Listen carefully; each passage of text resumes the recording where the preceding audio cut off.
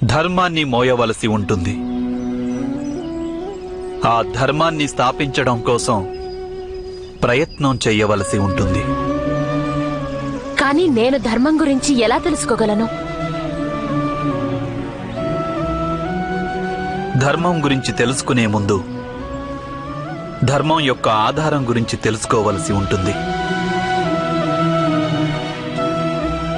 ధర్మానికి 5 ఆధారాలుంటాయి: జ్ఞానం, ప్రేమ, న్యాయం, అంకితభావం, ధైర్యం.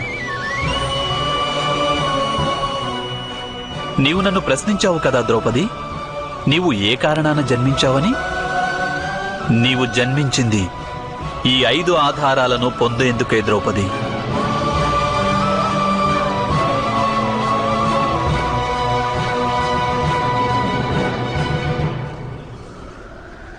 దేవతలన్నారు, నీవు ఆర్యావర్తన భవిష్యత్తుని నిర్మాణం కావిస్తావని.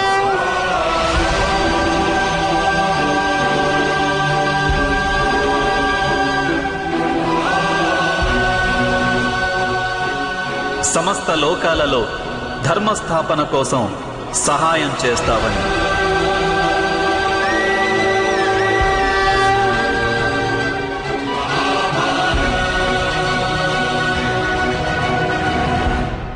ఇదెప్పుడు సంభవమో తెలుసా ద్రౌపది? నీవు ఈ 5 ఆధారాలను, అంటే జ్ఞానం, ప్రేమ, న్యాయం, అంకితభావం మరియు ధైర్యాలను పొందినప్పుడే.